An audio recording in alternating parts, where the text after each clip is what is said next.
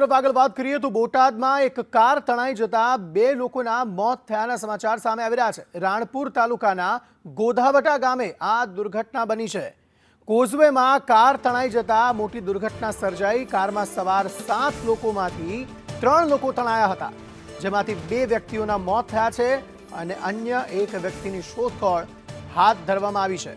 તમામ લોકો બોચાસણથી સાળંગપુર આવી રહ્યા હતા તે સમયે આ બનાવ બન્યો છે।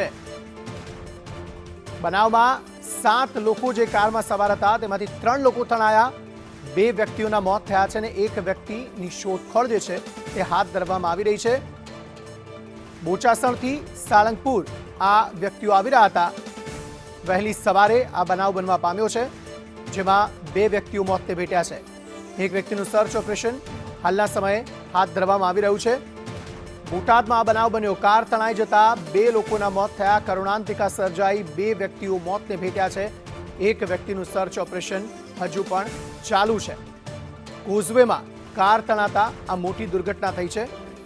અનેક એવા ગ્રામ્ય વિસ્તારો છે કે જ્યાં લો લેવલ કોઝવે છે તેના પરથી પાણી પસાર થાય છે, જ્યાંથી પસાર થવું પણ જોખમી હોઈ શકે છે અને આ તેનું ઉદાહરણ। એક ગાડી તેમાંથી પસાર થઈ અને તે દરમિયાન આ કરુણાંતિકા સર્જાઈ, જેમાં 2 લોકો મોતને ભેટ્યા।